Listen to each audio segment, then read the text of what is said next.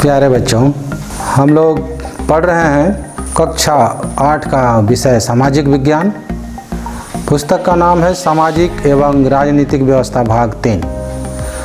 बच्चों, हम लोग अध्याय 3 संसदीय शासन व्यवस्था पढ़ रहे हैं।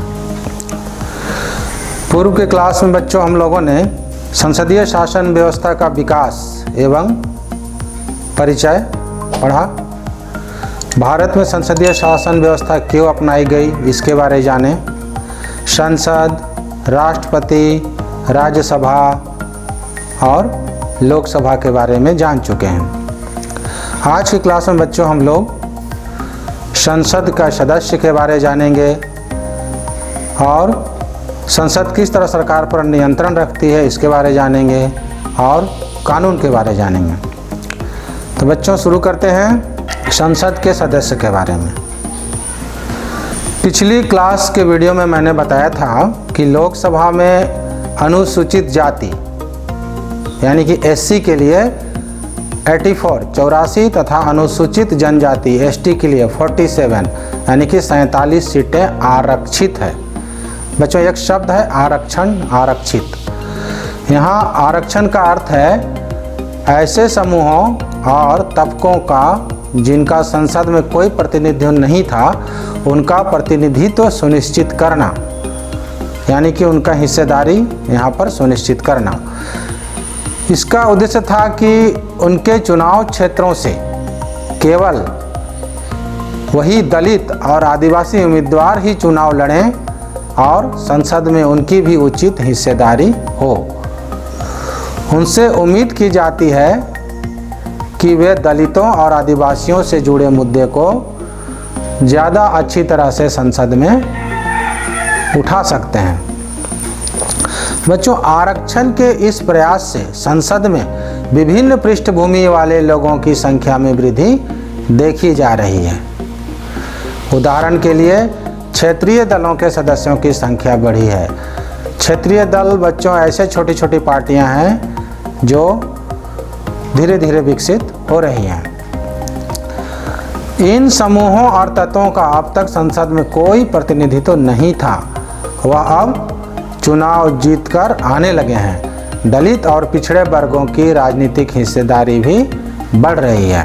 बच्चों दलित और आदिवासी उम्मीदवार को प्रतिनिधित्व देने का एक कारण यह भी था कि ऐसा देखा गया कि प्रतिनिधि लोकतंत्र में समाज को पूरे तौर पर सही ढंग से प्रतिबिंबित नहीं कर पाते हैं। कहने का अर्थ है कि अलग अलग पृष्ठभूमि, रहन सहन होने के कारण हित और अनुभव अलग अलग होने की स्थिति में एक समूह का व्यक्ति सबके हित में आवाज़ नहीं उठा सकते।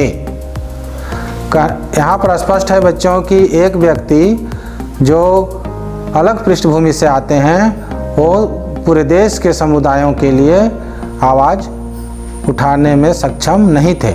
इसी बात को ध्यान में रखते हुए संसद में कुछ सीटें अनुसूचित जातियों तथा अनुसूचित जनजातियों के लिए आरक्षित की गई है।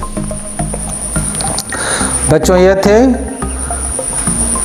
अनुसूचित जाति और अनुसूचित जनजाति के आरक्षण की बात। बच्चों महिलाओं को भी आरक्षण देना आवश्यक है। आपके पुस्तक में भारतीय संसद में महिलाओं का प्रतिनिधित्व की बात भी की गई है। बच्चों भारत में महिलाएं देश की आबादी का मतलब जितनी जनसंख्या है उसका लगभग आधा हिस्सा है। फिर भी महिलाओं का प्रतिनिधित्व नगण्य है, अर्थात गिनती में बहुत कम है। आपकी पुस्तक में लिखी हुई है बच्चों कि वर्तमान में उनकी संख्या लगभग 9% है, लेकिन यह थोड़ी पुरानी आंकड़ा है। वर्तमान में 17वीं लोकसभा में यह आंकड़ा 14% तक पहुंची है। संसद में उनके प्रतिनिधित्व को बढ़ाने के लिए 35% सीटें महिलाओं के लिए आरक्षित करने का सुझाव पेश किया गया है। बच्चों इस मुद्दे पर अभी बहस जारी है। बच्चों ये थी आरक्षण की बात। अब अगली बिंदु आपके पुस्तक में है कि सरकार पर नियंत्रण कैसे रखा जाता है। बच्चों संसद का सत्र आप कह सकते हैं कि बैठक, मीटिंग सामान्यतः साल में 3 बार आयोजित होता है। इनका नाम है बजट सत्र, मानसून सत्र और शीतकालीन सत्र। बच्चों, 2 सत्रों मतलब 2 बैठक के बीच में 6 माह से अधिक का अवकाश नहीं होता, मतलब 6 माह के अंदर ही बैठक बुलाना जरूरी होता है। जरूरत पड़ने पर संसद की बैठक कभी भी बुलाई जा सकती है। संसद के सत्र के दौरान प्रश्नकाल एक महत्वपूर्ण व्यवस्था है। प्रश्नकाल में सांसद सरकार के कामकाज के बारे में प्रश्न करते हैं। सरकार को उसका जवाब लिखित या मौखिक रूप से देना पड़ता है। इससे सरकार को भी सांसदों के जरिए जनता की राय जानने का मौका मिलता है। बच्चों, लोकतंत्र के स्वस्थ संचालन में विपक्षी दल एक महत्वपूर्ण भूमिका अदा करते हैं। आप पूर्व में समझे हैं कि जो बहुमत में जो दल आ गई वो सत्ता पक्ष है, और बाकी जो बहुमत में नहीं है उसमें जो सबसे बड़ा दल है वो और बाकी सब मिलकर विपक्षी दल हैं। तो ये सरकार की नीतियों और कार्यक्रमों की कमियों को सामने लाते हैं और अपने नीतियों के लिए जन समर्थन जुटाते हैं। कह सकते हैं बच्चों कि ये विपक्षी पार्टी सरकार पर नियंत्रण रखती है, उनकी कामकाज पर नज़र रखते हैं। बच्चों, वित्त से संबंधित मतलब रुपये पैसों धन से संबंधित सभी मामलों में सरकार को संसद की मंजूरी आवश्यक है। इस प्रकार संसद सरकार को नियंत्रित करती है। जनप्रतिनिधियों के रूप में संसद को नियंत्रित, निर्देशित और सूचित करने में सांसदों की अहम भूमिका होती है। नियंत्रित करती है, कंट्रोल करती है, निर्देशित करती है, बताती है क्या करना चाहिए, डायरेक्शन देती है, और कहाँ क्या हो रहा है इसका सूचना देती है, सूचित करती है। यह भारतीय लोकतंत्र का बच्चों मुख्य आयाम है। मतलब संसद में विपक्ष सरकार पर नियंत्रण रखती है, उसको कामों को देखती है और सरकार इनके कारण सही ढंग से काम करती है। बच्चों, आपकी पुस्तक में अगली बिंदु कानून के बारे में है, जो आपके पुस्तक में पृष्ठ 28 और 29 पर दिया गया है। बच्चों, कानून बनाना संसद का एक महत्वपूर्ण काम है।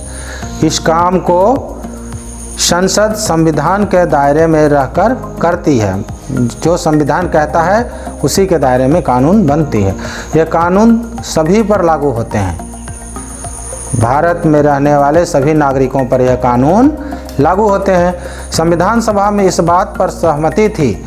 जब संविधान बना तो ये संविधान सभा के द्वारा बना है, और इस संविधान सभा में इस बात पर सहमति थी कि स्वतंत्र भारत में सत्ता के मनमाने इस्तेमाल की कोई गुंजाइश नहीं होनी चाहिए। इसलिए उन्होंने संविधान में कई ऐसे प्रावधान जोड़े, नियम जोड़े जो कानून पर आधारित शासन की स्थापना के लिए आवश्यक है। बच्चों, इन कानूनों में, इन प्रावधानों में सबसे महत्वपूर्ण प्रावधान यह है कि स्वतंत्र भारत में सभी लोग कानून की नज़र में बराबर होंगे। हमारा कानून मतलब भारत का कानून धर्म, जाति और लिंग के आधार पर लोगों के बीच कोई भेदभाव नहीं करता। कानून के शासन का मतलब है कि सभी कानून देश के सभी नागरिकों पर एक समान रूप से लागू होते हैं। कानून से ऊपर कोई व्यक्ति नहीं है, चाहे वो सरकारी अधिकारी हो या यहाँ तक कि कोई जनप्रतिनिधि ही क्यों ना हो। किसी भी अपराध या कानून के उल्लंघन की एक निश्चित सज़ा होती है। बच्चों, कानून में हर अपराध के लिए पूर्व से ही सज़ा लिख दिया गया है कि यह अपराध कोई व्यक्ति करता है तो इसको कौन सी सज़ा मिलेगी। यदि किसी कानून पर टकराव, विवाद की स्थिति उत्पन्न होती है, तब इस मुद्दे पर फैसले के लिए अदालत यानी कि कोर्ट की शरण में जा सकते हैं। यदि अदालत को ऐसा लगता है कि वह कानून संविधान के विरुद्ध है, मतलब संविधान में लिखी गई बातों से अलग हटकर यह कानून बना दिया गया है, तो वो उसमें सुधार यानी कि संशोधन कर सकती है, और या उसे कैंसिल यानी कि रद्द भी कर सकती है, उस कानून को हटा सकती है। तो ये थी बच्चों कानून की बात। बच्चों, नागरिकों की भूमिका प्रतिनिधियों की चुनाव के साथ खत्म नहीं हो जाती। ऐसी बात नहीं बच्चों की वोट दिए और प्रतिनिधि को चुन लिए और हमारी भूमिका, जनता की भूमिका खत्म हो गई। इसके बाद वे अखबारों और समाचारों के माध्यम के जरिए इस बात पर नज़र रखते हैं कि हमारे सांसद क्या कर रहे हैं, वो नियम के अनुसार काम कर रहे हैं कि नहीं, वो हमारे क्षेत्र का विकास कर रहे हैं कि नहीं। सही ढंग से काम नहीं करने पर वो उनकी आलोचना करते हैं। लोकतंत्र में लोगों की जितनी भागीदारी होगी और जितने उत्साह से लोग जुड़ेंगे, उतना ही संसद को अपना काम सही ढंग से करने में मदद मिलेगी। कहने का अर्थ है बच्चों कि सिर्फ वोट देना ही कर्तव्य नहीं है। वोट देने के बाद हमें सरकार की कामकाज को देखते रहना चाहिए और हमें सरकार से जुड़ कर रहना चाहिए। सिर्फ आलोचना करने से बच्चों, सिर्फ शिकायत करने से बच्चों समस्या दूर नहीं होती। हमें समस्या दूर करने का रास्ता भी सुझाना चाहिए। तो बच्चों, ये थी संसदीय शासन व्यवस्था के बारे में जानकारी। हम लोगों ने इसमें संसदीय शासन व्यवस्था के बारे में समझा, उसके विकास के बारे में जाना और यह व्यवस्था भारत में क्यों अपनाई गई, ये आप लोगों ने जाना। संसद, राष्ट्रपति, राज्यसभा और लोकसभा के बारे से परिचित हुए। बच्चों, अभी हम लोगों ने आरक्षण की बात संसद के सदस्य के अंतर्गत समझा। महिलाओं का आरक्षण भी आवश्यक है, ये भी समझा। और संसद सरकार पर किस तरह नियंत्रण यानी कि कंट्रोल रखती है, ये भी हम लोगों ने जाना। और कानून क्या है बच्चों, ये हम लोगों ने जाना। तो बच्चों, आप वीडियो देखने के साथ साथ ही पुस्तक को पढ़िए और पढ़ने के साथ साथ बच्चों लिखने का भी अभ्यास कीजिए। पढ़ना और लिखना कभी भी छूटना नहीं चाहिए। तो बच्चों, पढ़ते रहिए और अपनी ज़िंदगी को बेहतर बनाते रहिए।